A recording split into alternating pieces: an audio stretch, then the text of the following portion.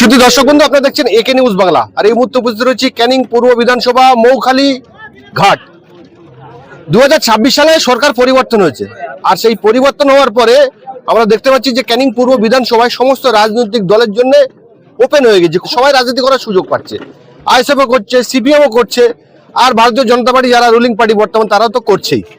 এই পরিস্থিতি কিন্তু ছিল না। যিনি আমাদের এখানে বিধায়ক ছিলেন, প্রাক্তন বিধায়ক শওকত মোল্লা মহাশয়, তানার আমলে ক্যানিং পূর্ব বিধানসভা জুড়ে কোনো রাজনৈতিক দল কোনো রকম পতাকা ফেস্টুন মারতে পারতো না। ক্যানিং পূর্ব বিধানসভা জুড়ে যতগুলো পঞ্চায়েত ছিল সমস্ত বিনা প্রতিদ্বন্দ্বিতা যেতে, তৃণমূল পঞ্চায়েত সমিতিও যেতে বিনা প্রতিদ্বন্দ্বিতায়, এমনকি জেলা পরিষদও জিতে যায় বিনা প্রতিদ্বন্দ্বিতায়। তার কাছে যদি বিধানসভাটাও তিনি যদি বিনা প্রতিদ্বন্দ্বিতায় জিততেন তাহলে ভালো হতো, কেননা 2021 সালে যে বিধানসভা ভোটে দাঁড়িয়েছিলেন তার প্রধান প্রতিপক্ষ যিনি ছিলেন গাজী শাহাবুদ্দিন, তিনি হেরে যাওয়ার পরে তার বাড়ি চারদিকে ইট দিয়ে ঘিরে দিয়েছিল। অর্থাৎ শওকত মোল্লার অত্যাচারে ক্যানিং পূর্বর মানুষ অতিষ্ঠ, আর তিনি আজকের জেলে তার বিরুদ্ধে এনআইএ রাষ্ট্রদ্রোহিতা অর্থাৎ ইএপি ধারায় মামলা আনতে চলেছেন। আর আজকে ক্যানিং পূর্ব জুড়ে যে শওকত মোল্লার গড়, সেই গড়ে বিজেপি কর্মী সমর্থকেরা ছোট ছোট করে তারা স্টিক কর্নার করছেন, কারণ সামনে পঞ্চায়েত। আজকে দুটি বুথে স্টিক কর্নার হলো মহিষিয়াড়া বাজারে এবং মৌখালী ঘাটে। এসেছিলেন অলিউল পেয়াদা এবং মন্ডল সভাপতি দীপঙ্কর পরামানিক এবং স্থানীয় যারা বিজেপি নেতৃত্ব রয়েছে তাদের কি বক্তব্য শোনাবো আপনাদের। মানুষ ভারতীয় জনতা পার্টির সঙ্গে আছে, মানুষ উন্নয়নের পক্ষে আছে। যিনি বেতাজ বাদশা ছিলেন, অলিখিত বেতাজ বাদশা শওকত মোল্লা, তিনি এখন গারদে রয়েছেন। তিনি আরও গারদে থাকবেন। যারা ভাবছেন দাদা ফিরে আসবে, ওনাদের স্যার ফিরে আসবেন, সেগুড়ে বালি, উনি আর আসছেন না, এখন দীর্ঘ যাবতীয় 10-12 বছর থাকবে।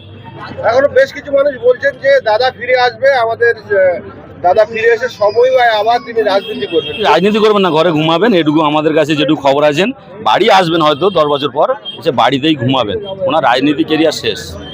ক্যানিং পূর্ব বিধানসভায় শুধু তো শওকত মোল্লা একাই দুর্নীতি করেনি, আরো বহু মানুষ যারা সঙ্গে ছিলেন, কিন্তু আমরা দেখতে পাচ্ছি যে শওকত মোল্লা একাই কারণে আছে, আর সব পদ দুর্নীতি ঘুরে বেড়াচ্ছে।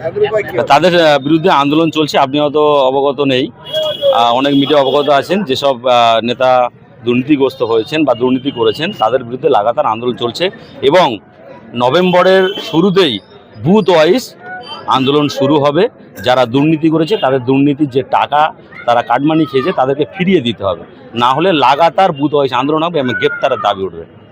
ইতিমধ্যে রাজ্যের বেশ কিছু জায়গায় অন্নপূর্ণা ভান্ডারের টাকা পায়নি বলে তারা আন্দোলন করছে।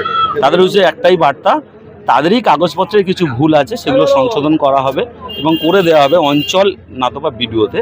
এটা নিয়ে কোনো চিন্তা করতে হবে না।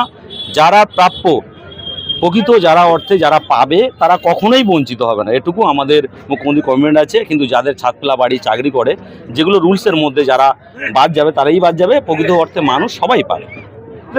এগুলোকে মূল্যায়ন করা হচ্ছে? হ্যাঁ, অবশ্যই মূল্যায়ন করা হচ্ছে। এমন এমন ফ্যামিলি আছে যে শাশুড়ি পাচ্ছে, বউও পাচ্ছে না, তাহলে মূল্যায়নটা কিভাবে হচ্ছে? তার নামের কোনো ব্যতিক্রম কোনো ভুল আছে যার জন্য এটা পাচ্ছে না, কাগজের সমস্যা আছে, তার জন্য ওটা সমস্যা হচ্ছে। এর সমাধান অবশ্যই আছে। আপনি আপনার বক্তব্যে বললেন যে এই মৌখালীতে ইন্ডাস্ট্রি হবে, মানে কারখানা তৈরি হবে, কোথায় বা কি কারখানা হওয়ার সম্ভাবনা আছে? সম্মানীয় সিএম মহাশয়ের কাছে মৌখালী যেহেতু অনেক ভেস্টেড এরিয়া আছে, আমরা দাবি রেখেছি, আমাদের অনেক দিনের আশা যে ক্যানিং পূর্বের মাটিতে একটা ইন্ডাস্ট্রি হোক। এখানে বোম বন্দুক ফেলে আমাদের রাজ্য সভাপতি শ্রমিক ভট্টাচার্য তার একটা বিবৃতি ছিল যে বোম বন্দুক গোলা বর্ষণের শব্দ আমরা শুনবো না, আমাদের ছেলেদের হাতে পেন তুলে দেব, আমাদের ছেলেদের হাতে ল্যাপটপ তুলে দেব, আমাদের ছেলেদের হাতে কম্পিউটার তুলে দেব। অর্থাৎ তারা সুশিক্ষা শিক্ষিত হবে, তাদের কাজের কর্মস্থানের জন্য আমরা ইন্ডাস্ট্রির জন্য আমরা দাবি করেছি। সে অবশ্যই সিএম মহাশয় আমাদের দাবি আবেদনকে অ্যাকসেপ্ট করেছে। দেখা যাক তার মতদর্শনের উপরে কি প্রজেক্টটা এখানে আছে, সেটা আমরা কয়েকটা অপশন দিয়েছি, তার মধ্যে কোনটা আছে যেটা আসবে সেটা আপনাদের মাধ্যমে জানিয়ে দেবো। জমি কিছুটা এরিয়া দেখানো হয়েছে, মানে কয়েক হাজার বিঘা জমি দেখানো হয়েছে। আমাদের মুখ্যমন্ত্রী সিএম এর কিছু অনুরাগীরা এসেছিল, শুভাকাঙ্ক্ষীরা এসেছিল, তাদের কাছে দেখানো হয়েছে। ইতিমধ্যে এই ক্যানিং পূর্ব বিধানসভার বিধায়ক যিনি ছিলেন প্রাক্তন বিধায়ক শওকত মোল্লা, তার ক্যাফে ভেঙে গুড়িয়ে দেওয়া হয়েছে, কিন্তু বহু এখনো পর্যন্ত সেরকমই নির্মাণ আছে। যেগুলো এখন অক্ষত রয়েছে সেগুলোর ব্যবস্থা কি হবে? দেখুন, আজকের সম্মানীয় মণ্ডল প্রেসিডেন্ট দীপঙ্কর প্রামাণিক বলেছেন যে কোনো অন্যায়ের কাছে আমরা আপোষ করিনি, করব না। আগামী দিনে যে ভেস্টল্যান্ডের উপরে যে হারমাদরা দোকান বাড়ি করে আছে বা জমি দখল করে আছে, তাদের জমি ফেরানোর দাবিতে আমরা আগামী দিনে পথে নামব। তাদের ন্যায্য অধিকার যাতে বঞ্চিত না হয় সেদিকে আমরা আগামী দিনে এগিয়ে যাব। যাদের বিল্ডিং আছে তাদের বিল্ডিং ভাঙানোর জন্যে ভাঙবো, এটা তো শিওর। ভাঙার প্রসেস মানে আইনগত অনুসারে প্রশাসনিক মাধ্যমে আমরা প্রশাসনের দৃষ্টি আকর্ষণ করছি। আর এখান থেকে আপনাদের মাধ্যমেও বার্তা দিয়ে যাচ্ছি, শুধু ক্যানিং পূর্ব বিধানসভা যে জমি কেলেঙ্কারি আছে, সঙ্গে পার্শ্ববর্তী পরেশরাম দাস যে একটা বিল্ডিং আছে সেটা বেআইনি আছে, সেটাও প্রশাসনের দ্বারস্থ হয়েছি, সেটাও ভাঙার জন্যে আমরা প্রশাসনের দ্বারস্থ হচ্ছি। আর ক্যানিং পূর্ব বিধানসভার মধ্যে পারগাদি বাজারে একটা সৌন্দর্যায়নের জন্য একটা জায়গা ছিল। আমরা সূত্রমারফত খবর পেয়েছি যে সেই জায়গা বিক্রি করে তৃণমূলের নেতারা শওকত মোল্লা যে এমএলএ কাপ হয়েছিল সেই টাকা খরচা করা হয়েছে। সেই জায়গায় এখনো অর্ধ বিল্ডিং তৈরি করা হয়েছে, সেগুলো কি ভাঙা হবে? যদি বেআইনি বিল্ডিং থাকে একদম 100% তাতে করে আমরা যেহেতু মানে আইডেন্টিফাই করতে হবে, প্রশাসনের দ্বারা আইডেন্টিফাই করব, যদি থাকে অবশ্যই ভাঙা হবে। হ্যাঁ, অবশ্যই যদি অবৈধভাবে হয় নিশ্চয়ই ভাঙা হবে, না হলে সরকারিভাবে তাকে বাজেয়াপ্ত করা হবে। আমি সেই জায়গারই বাসিন্দা, আপনাদেরকে অবগত করছি, বিষয়টা আপনারা দেখবেন। অবশ্যই দেখা হবে। আজকে সবার উদ্দেশ্য কি? আজকের সবার মূল উদ্দেশ্য হচ্ছে ওই প্রতি বুথে বুথে যে শক্তি প্রমুখ আছে তাদেরকে উজ্জীবিত করা এবং দলের সংগঠনকে শ্রীবৃদ্ধি করা। কতটা সাড়া পেলেন? আমরা বুথের যে শক্তি প্রমুখ, সামান্য একটা বুথের যে ক্ষুদ্র যে অনুষ্ঠানটা আমরা মনে করেছিলাম সেটা একটা প্রায় জনসভায় রূপ নিয়েছে। তাতে আমরা ব্যাপকভাবে সাড়া পেয়েছি। ভারতীয় জনতা পার্টির পক্ষে এই এলাকার সাধারণ মানুষ আমাদের পক্ষে আছে।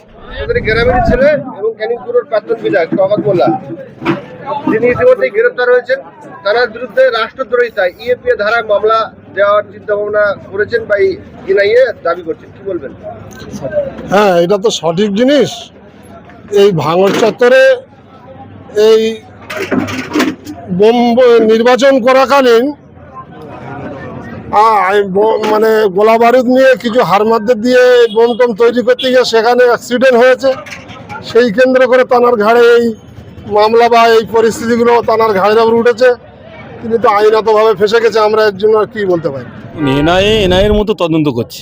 এনআইএ যেটা সিদ্ধান্ত করছে সঠিক সিদ্ধান্ত নিয়েই এগোচ্ছে এবং রাষ্ট্র যে দ্রোহী যে মামলাটা উনি অনার করেছেন বা যেটা এনআইএ দাবি করছেন, উনি তো বিভিন্ন দিক থেকে উনি তো মানে সমস্ত দিক কি বলবো, ওনার নামে অভিযোগ এত ভুরি ভুরি, সেটা ক্যানিং পূর্ব সাধারণ মানুষদের আপনারা জিজ্ঞাসা করলে বুঝতে পারবেন।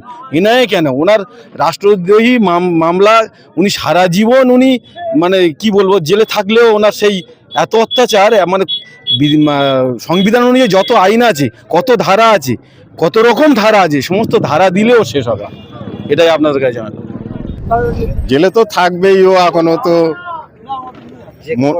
যে কর্ম করেছে তার কর্মফল সে পাচ্ছে। আর ওর যে বাহিনী আছে তারা তো কর্মফল পাবে, তাদের জন্য হচ্ছে আইন আছে, যে ব্যবস্থা নেয় তার কর্মফল পাবে। হ্যাঁ, শওকত মোল্লার ডান হাত তো এখন মৌখালিতে আছে, যেরকম মোনাব্বর মোল্লা, গোলাম রসুল মোল্লা, তারপরে আতিম আলী শেখ, আবু জাফর মীর, শালম মোড়ল, এরাই তো হচ্ছে শওকত মোল্লা। দ্বিতীয় শওকত এখানে হয়ে আছে, তো অনেকেই দ্বিতীয় শওকত হয়ে আছে, তারা কুকর্ম তো এখন করে বেড়াচ্ছে। এর জন্য আমরা প্রশাসনকে জানিয়েছি এবং জানাবো, তার জন্য যাতে কড়া ব্যবস্থা নেয় প্রশাসন, সেই দিকটা দেখি।